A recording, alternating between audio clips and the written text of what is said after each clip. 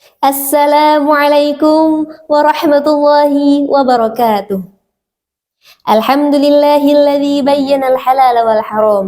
Wassalatu wassalamu ala khairil anam nabiyyina Muhammadin wa ala alihi wa sahbihi ajma'in. Amma ba'd. Dewan juri yang insyaallah dalam lindungan Allah Subhanahu wa taala serta penyelenggara Lomba Dakwah Eksyar 2024 dan hadirin yang berbahagia. Izinkan saya berdiri di sini untuk menyampaikan tausiah yang berjudul Bahu-Membahu dalam Menciptakan Kesejahteraan Ekonomi.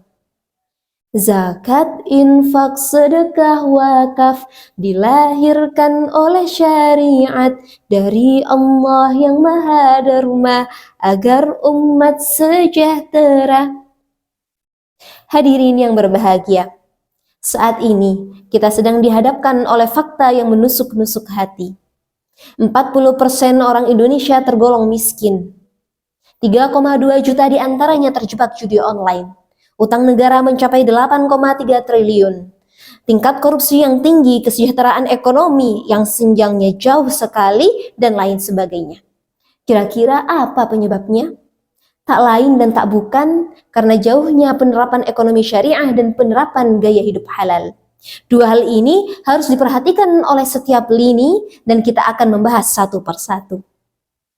Hadirin yang berbahagia, yang pertama, ekonomi syariah merupakan sistem ekonomi yang berlandaskan kepada Al-Quran, Sunnah, Ijma' dan Qiyas. Ekonomi syariah bukan sekadar solusi alternatif, melainkan solusi yang ditawarkan oleh Islam untuk membangun kesejahteraan umat. Dalam hal ini terdapat 4 instrumen penting, yaitu zakat, infak, sedekah, dan wakaf. Allah berfirman dalam surat Al-Baqarah ayat 43, A'udzu billahi minasyaitonir rajim. Wa aqimus salata wa atuz zakah. Dan dirikanlah salat serta tunaikanlah zakat.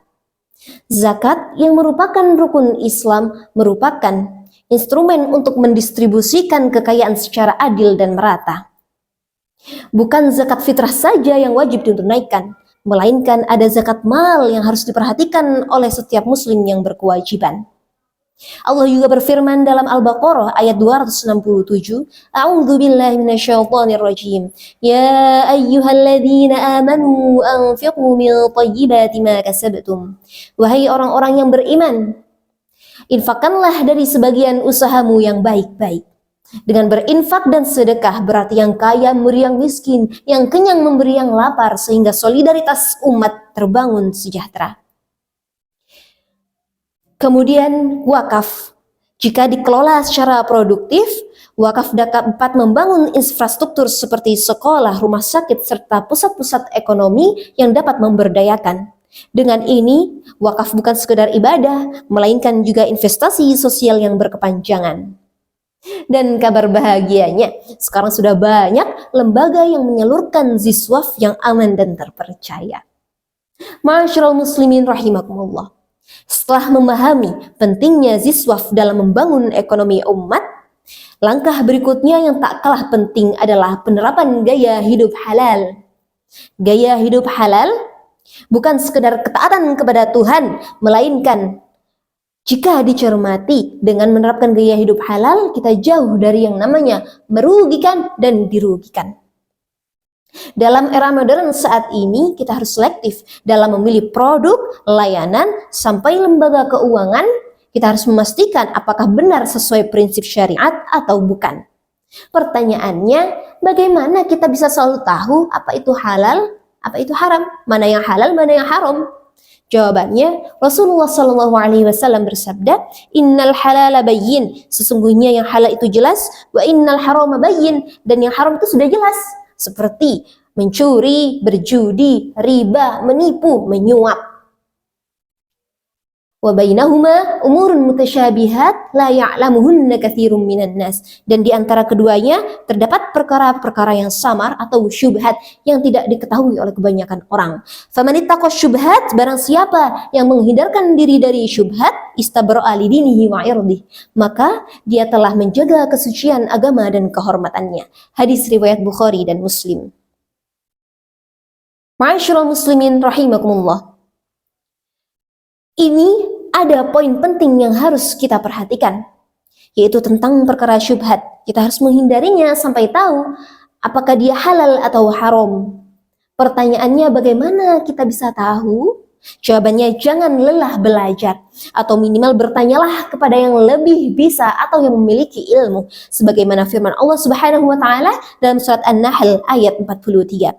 A'udzu billahi minasyaitonir rajim.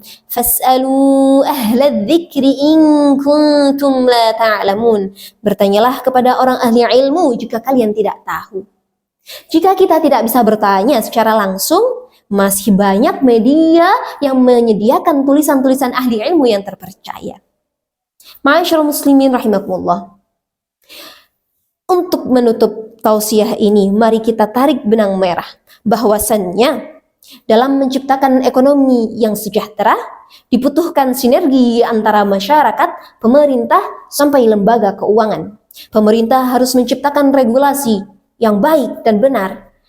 Dan yang kedua, lembaga keuangan harus menyediakan layanan-layanan yang sesuai kebutuhan serta masyarakat. Dari rakyat sampai pejabat harus menerapkan gaya hidup halal agar tidak merugikan. Dengan ini, insya Allah, kehidupan akan menjadi lebih sejahtera, aman, dan sentosa. Berlayar jauh ke pulau seberang, membawa bekal ikan kerapu, gaya hidup halal jadi pegangan agar Allah meridhoi selalu. Wassalamualaikum warahmatullahi wabarakatuh.